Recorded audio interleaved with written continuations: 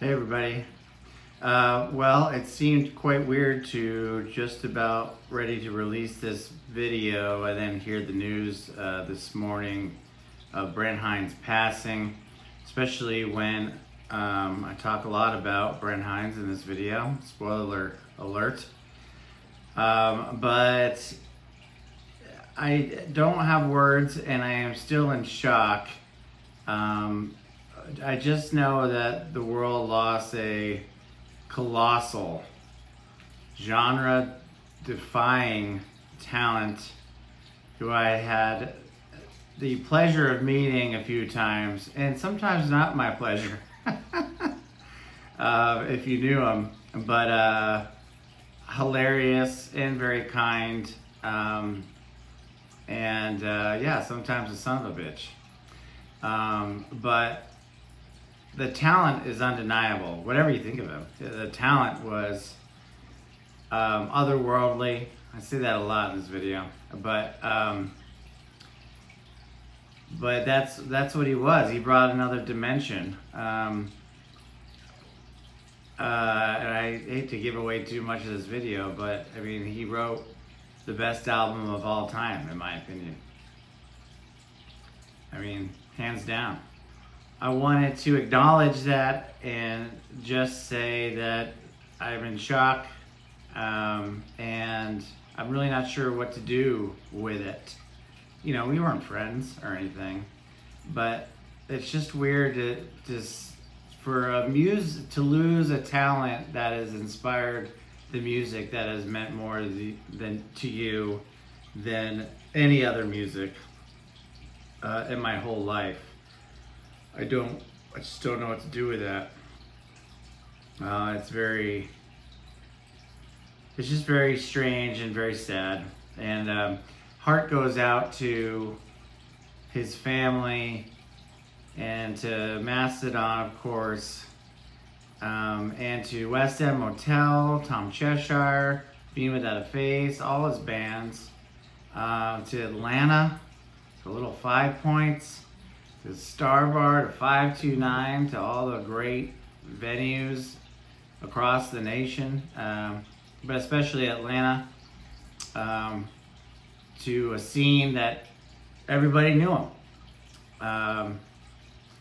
So grateful for the moments I've had with him, and beyond grateful for what he gave to us with his music. So anyway, it's a sad day. Hopefully this video will provide some respite from it for those of us who may be grieving, but just felt weird not saying anything and then releasing this, and felt a little bit tone deaf. So wanted to at least acknowledge it. Hope you have a great day, and hey, we'll see you soon, and take care of each other.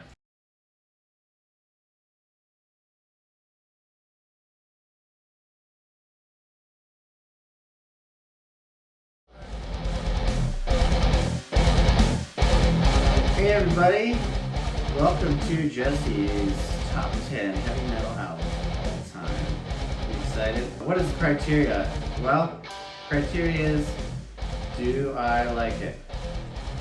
So, not subjective at all. Why don't we just get into it? These were either, meaningful to me, whether new or old, but also influential, maybe have a little bit of a bent on shaping the genre, but not much. Maybe if they did, it's just subsequent to my, is that the right use of the word subsequent? To my preferences, but highly influential on me, either as a player or maybe just as a listener, and just what really got my gears going. So let's get into it. First one may be a surprise. I actually interviewed the singer on here, Legion X, Beat by Nothing. If you haven't heard Legion X, you should check him out. Sid Howells, who I interviewed, was one of the funniest men I've ever met in my life. Great, powerful voice as well. But I love Legion X, Beat by Nothing, because, and hopefully you're seeing the album here, because it's super heavy and chunky and chuggy, and all the wonderful riffage that I have my ears prick up for in a heavy metal album, with some pinchy harmonics and great solos, great drumming, great bass, all of it. And then a great message, I would say. Some depending on the song, there's some funny subject matter there too. But it's kind of beat by nothing, like nothing can beat me. It's like overcoming stuff. Forces conspire to lift me up. I'm beat by nothing. It's just just badass. And so I love it. So that's my number 10. Except for my number 1. Some of these could probably be moved around a bit. So just keep that in mind, because some of them are interchangeable in a lot of ways. Anyway, next one, Mastodon. The Mighty Mastodon, Emperor of Sand. That wouldn't have been my choice. I wouldn't have put that in the top 10. Maybe when it first came out. But man, that album's just growing on me. I think the studio quality and the cleanness, we all like Dirty Hinds and some of his messy yet soulful playing. Messy meaning without a care, let's say. But on Emperor of Sand, it's super pristine. It's like he hits every note perfectly. Like every freaking finger flick, noodling around, hit all the right spots and was pristine and perfect. So they are number 9. Why are they so low and that are my favorite band? Well, stay tuned. It's not the only one. Number 8, Paranoid. Paranoid.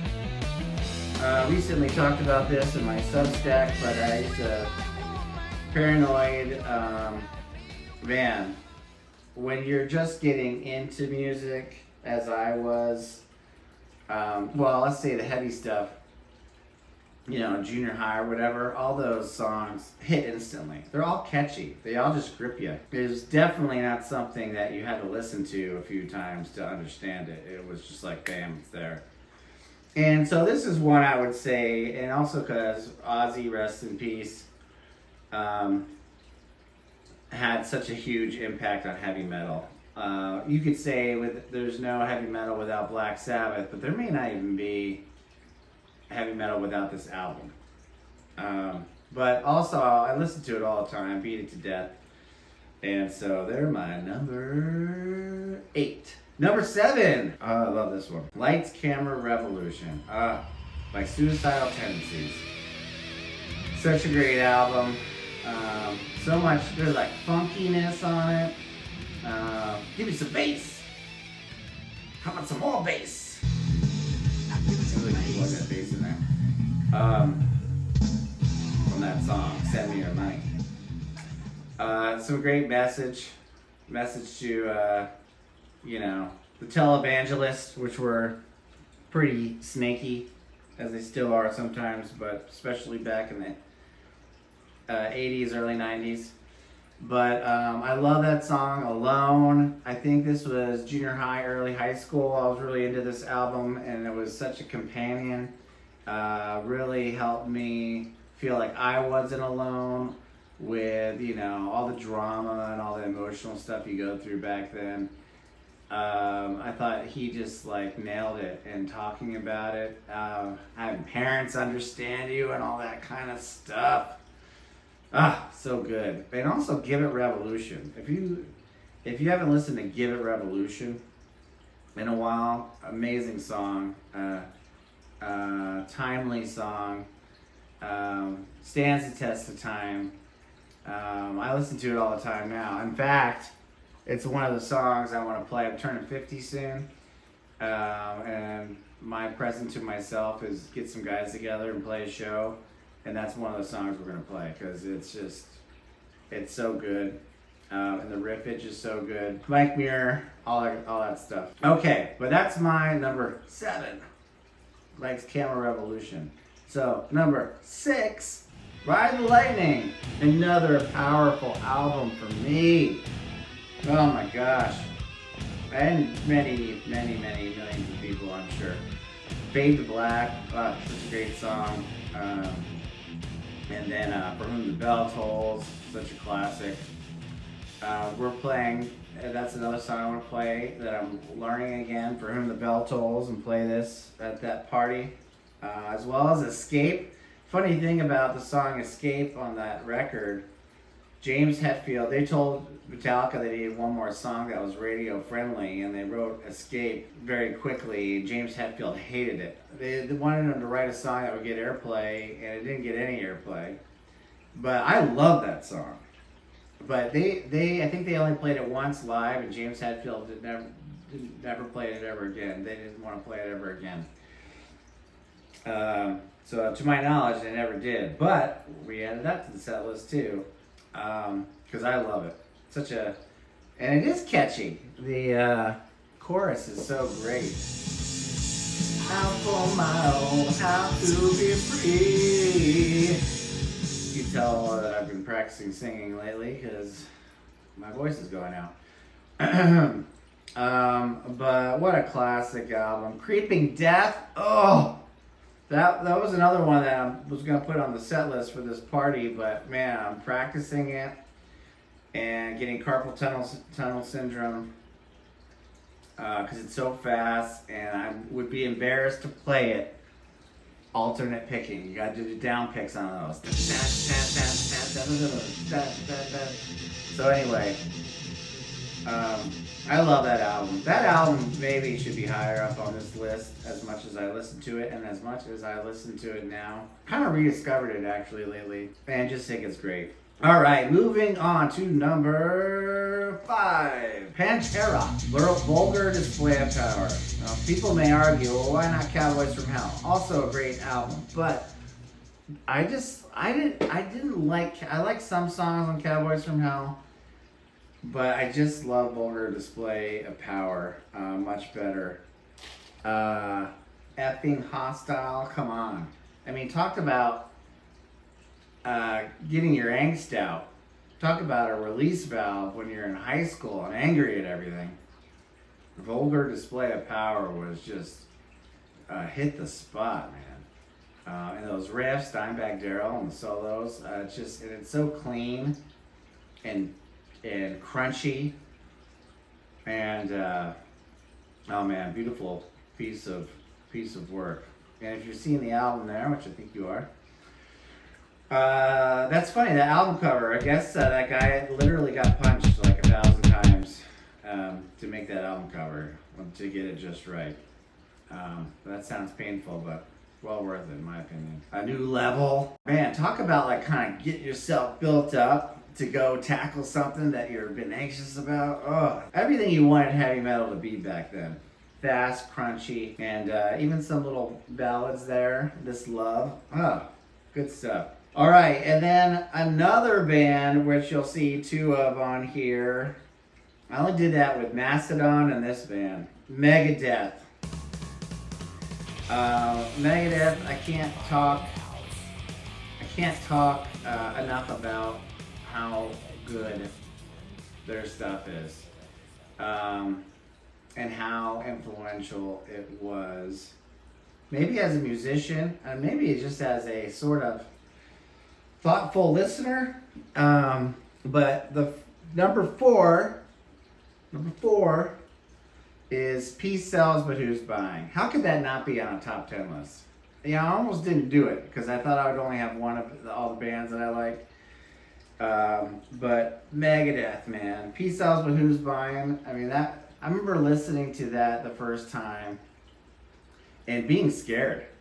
I was scared. I was a kid, and I was like, "What is this? Should I be listening to this?" I was scared. I was a good boy, good church-going boy. Man, the better I got at guitar, and the more I think I appreciated that album because how hard it was to play.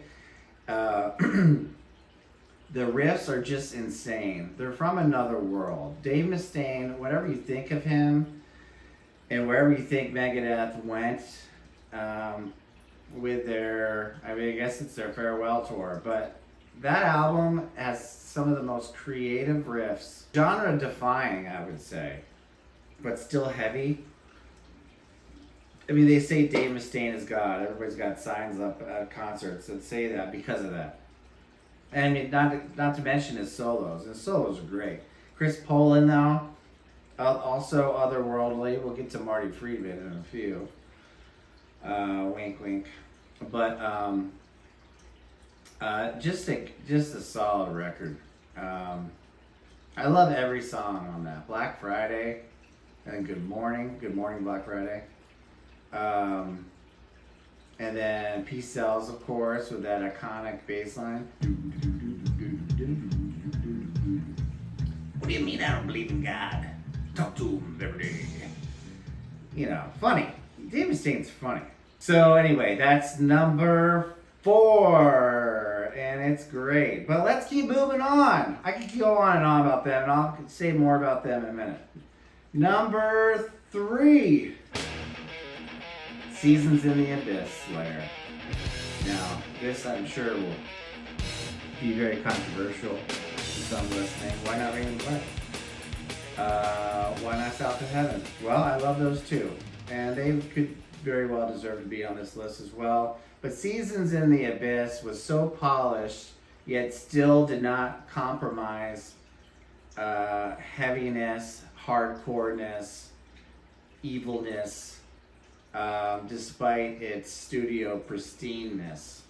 And I think I love every song on that album. We're going to do Spirit in Black on this this party thing that I'm planning. And I love, oh my gosh, I love that song.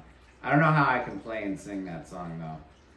So it might fall off the list. But I'm going to do probably a radical riff of Spirit in Black. That's probably my favorite song on the album. I mean, of course, Seasons in the Abyss, the song is iconic.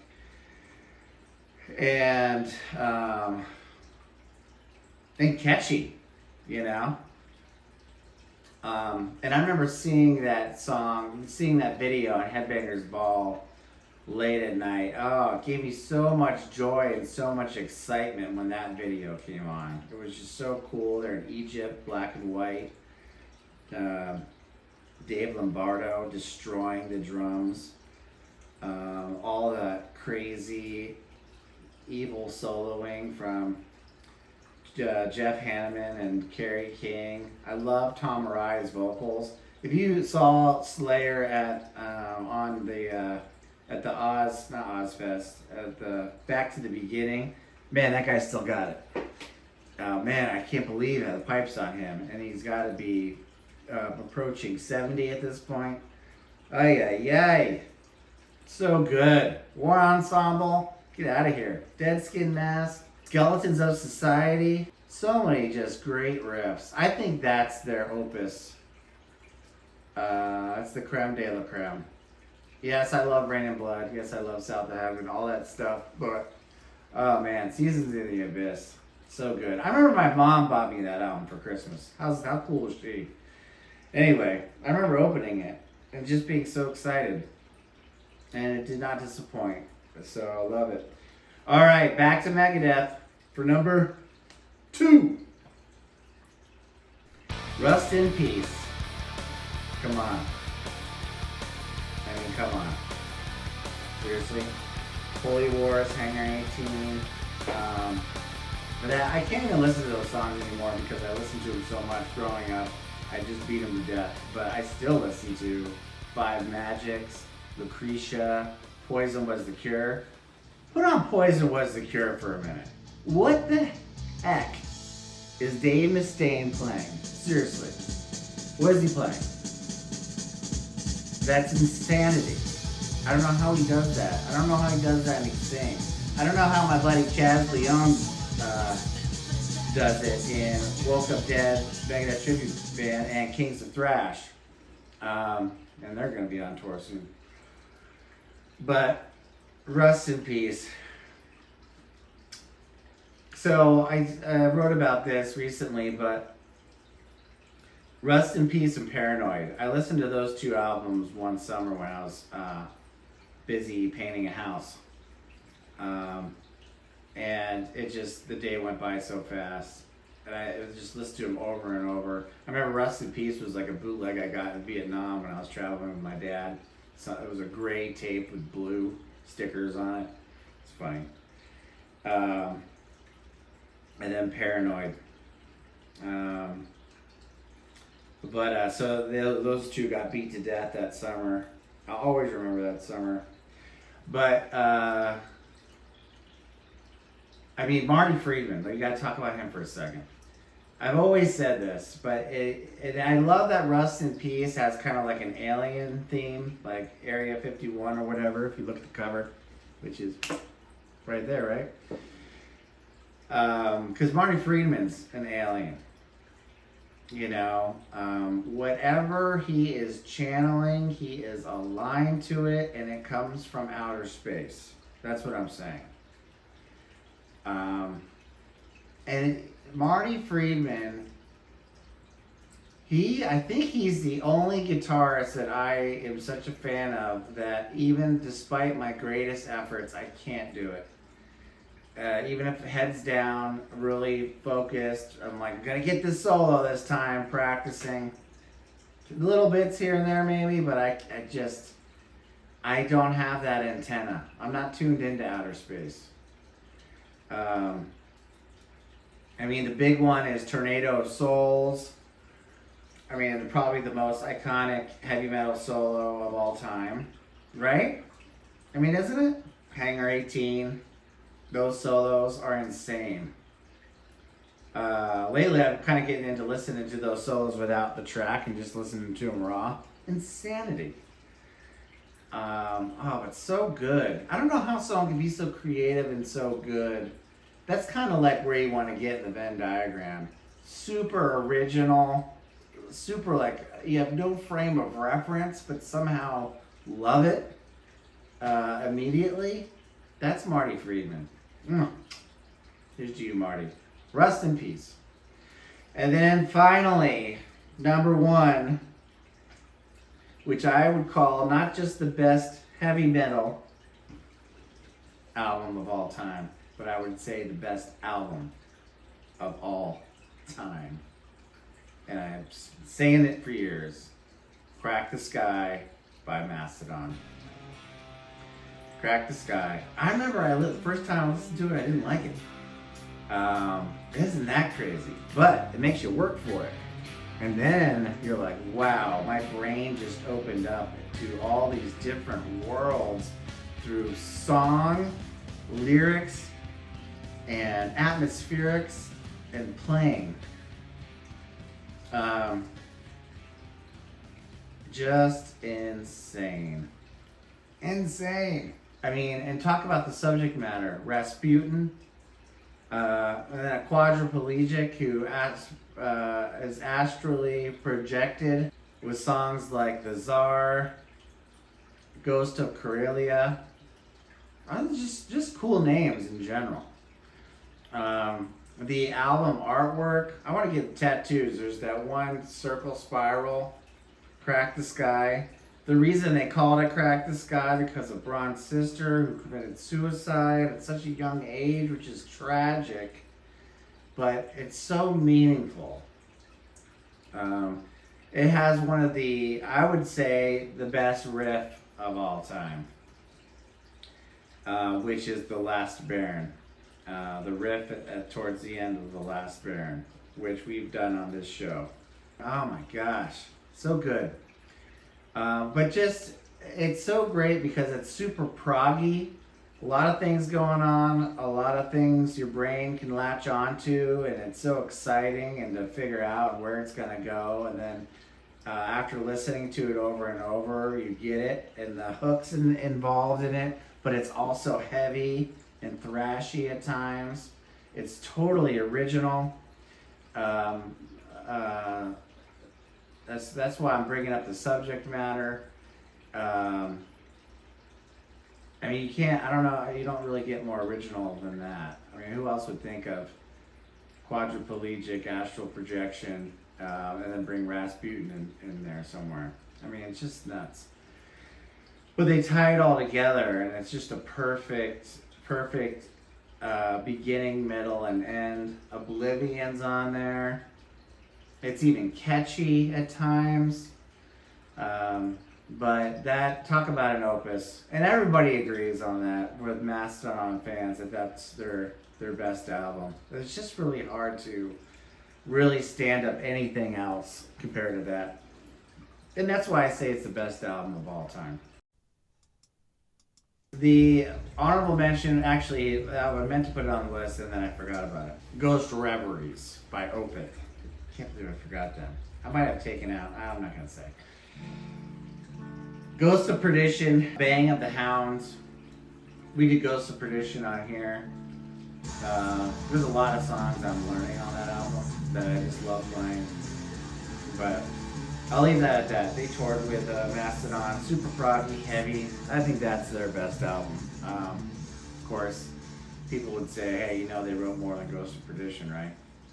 That's the joke, because that's their big one, but it's just such a great song. My favorite is Bang of the Hounds, I think. And I love singing that song, Reverie. I love singing that song, Reverie. And then Harlequin. There you go, Ghost Revelries by Opeth. Love it. So there you have it. So I think Simon's gonna do one of these two after me, so stay tuned for that. And then we'll probably make fun of each other and judge each other on each other's choices and get together after that. So I hope you enjoyed this. What are your top 10? Did I get anything wrong? There's no wrong answers in Jesse's list. But would love to hear your comments. And maybe there's some I forgot. I was thinking about putting Van Halen in here. It's not quite heavy metal, but man, they got some heavy riffs. And it's songs here and there, so I couldn't really pinpoint it to one album. But I was thinking like Van Halen 1, even Van Halen 2. But even Diver Down, Hang 'em High, listen to that riff. That is heavy. But anyway, maybe those are also honorable mentions. But tell me what you think in comments, and hey, I hope you have a wonderful day. We'll talk to you soon. All right.